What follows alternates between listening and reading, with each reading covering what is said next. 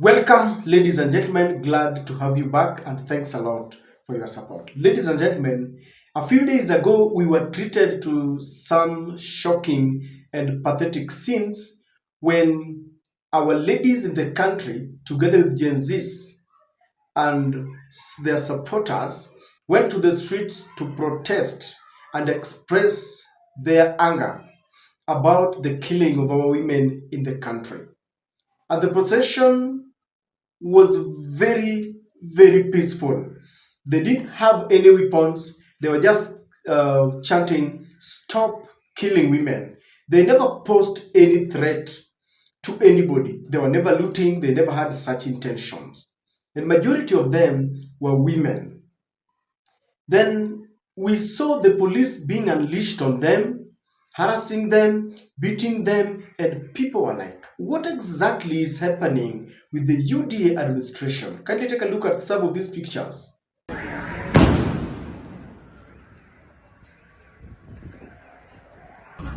Because of the femicide mandamano, and I'm like, it's peaceful.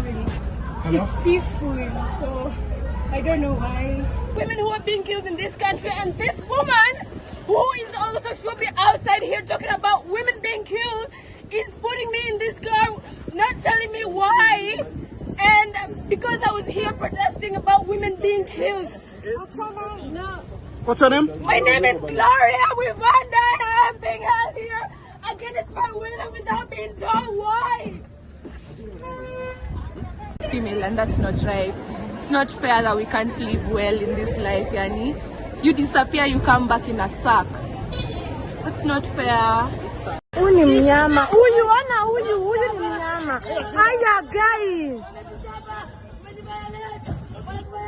Now, Kenyans have condemned the intention and such acts of atrocity. That's the bare minimum what I can give them. That is an atrocity. You cannot beat women anyhow without any crime. You are arresting them and you're doing it very violently. Like that man who was hitting that lady in the chest. She can cause her very many complications. That was wrong.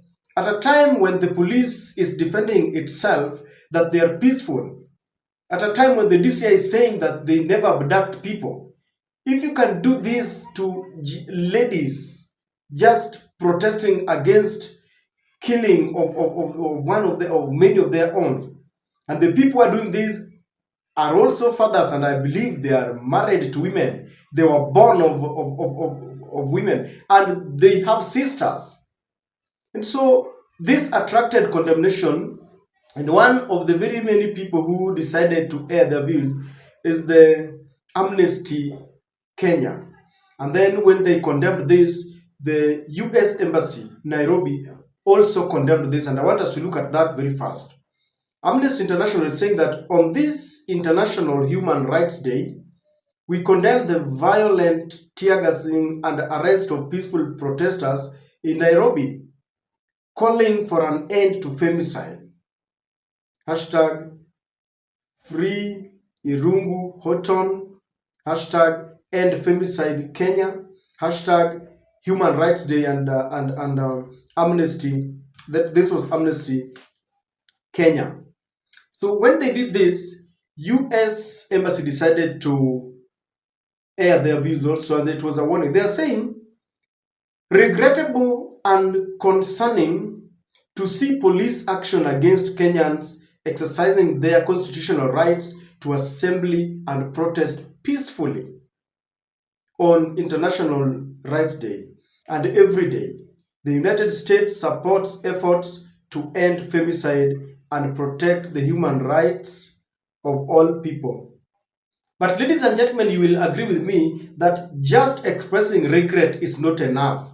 The statement against this is soft. It is not strong enough. And Kenyans looked at this kind of warning to William Ruto, knowing who Ruto is. Ruto does not give a damn to such kind. When you say you just regret police brutality, he doesn't care. And I want us to look at a few of the people who replied, and they don't have kind words to US because they feel this has been happening. They have been warning, but nothing is happening, because this is not the first time police is unleashed on people. When Azimio went for protest, many of them were killed, maimed, kidnapped, Meg Whitman never said anything. The US Embassy, I think, was very quiet. The European Union and all the diplomats, they were very quiet.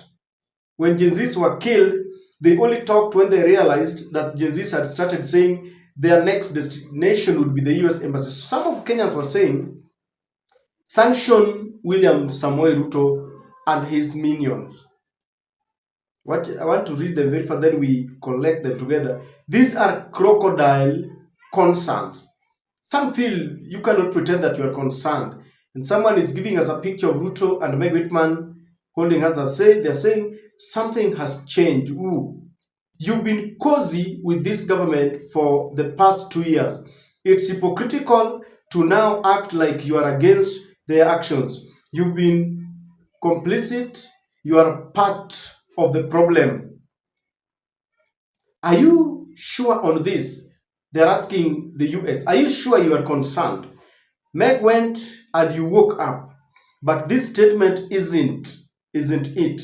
Stop funding Ruto. Corruption also do oppressor. So they're saying just talking is not enough. Words without action are useless. Just continue being silent. It's what you do best. And someone is saying, the previous ambassador was saying nothing. We are happy Donald Trump won. Someone saying very sad. Someone saying thank you for boldly standing for rights. Someone saying Whitman could not even condemn. Bravo, new ambassador. This is encouraging. Finally, the US has an ambassador in Kenya. So many people just feel that talking and talking alone is not enough. And they're saying that the US Embassy can do more. And this is exactly what I want us to look at. As we delve so much in this, allow me to request you to subscribe to our channel, click the notification bell, also give this video likes and share videos. Thank you very much once again for your support. Ladies and gentlemen, it is true that words alone will not scare William Ruto. We've seen statements, sometimes we were even told that the Office of the Foreign Affairs Department in the USA called William Ruto. We are told that we called William Ruto and we expressed our concerns about police brutality. And then William Ruto gives another statement that I had the privilege of talking, I don't know, to an official from the USA. We discussed matters about security, our relationship, and how we can strengthen what democracy. He gives us a picture that they have a cordial relationship and there is nothing like police brutality that was discussed. And so they must do more. If we have to take them seriously, then we know there are things they can do because they have done it before. One, they can sanction William Samoei Ruto. They can offer sanctions so that William Ruto does not even, we can have travel bans and sanctions. He cannot buy things like tear gas, weapons, because we don't produce weapons. We don't have guns. We don't have tear gas ourselves. Where do we buy them? From the USA. So if you continue talking and you sell to William Ruto tear gas, then you're not serious at all. You need to act.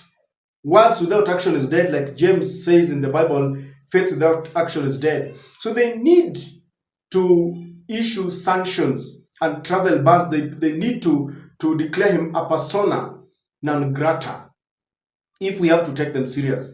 Because under the Biden administration, we were made to be a puppet, dancing to the melody and the tune of the USA. If he wants policemen to go to Haiti, Ruto would accept very fast. The GMO, very fast. Now people are very suspicious about what is happening in Kenya with the forced vaccinations. They are very suspicious. Ruto is refusing to explain. Instead of bringing experts, the minister or the CS Agriculture should be at the front line explaining what all this vaccination of our cows would mean to us. Very quiet. Instead, William Ruto is now issuing threats and calling us stupid. So we need to see a government in action if Donald Trump is serious. They should also stop interfering with our elections, because we saw Meg Whitman supervising our elections. Then later she told us the freest election. So if they want us to be free, they cannot procure for us a president, then later pretend to be to be condemning his actions, because we will believe they are one. Once you have procured a president for us, it is your person. You protect his interest and your interest at large. So we don't want empty talks. Kenyans are expressing it in no uncertain terms. Donald Trump must take action. We are tired of issuing threats and saying you are concerned. It doesn't help us, and it will not scare William Ruto. Let me tell you, ladies and gentlemen, we appreciate you saying, the US Embassy, we appreciate you getting concerned. But you see, we are also concerned. Stop supporting William Ruto. Stop giving money in a corrupt government. We know, because we can follow and scrutinize what is happening. Do something. Act. Stop talking. And that is the message from Kenyans. Ladies and gentlemen, I don't know what you think, but I think Kenyans are spot on, because they are tired of silent diplomats when people are being killed. Then they issue a statement to hoodwink us, then they keep quiet. This time round, if they cannot take any action, let them keep mum. And that's my take.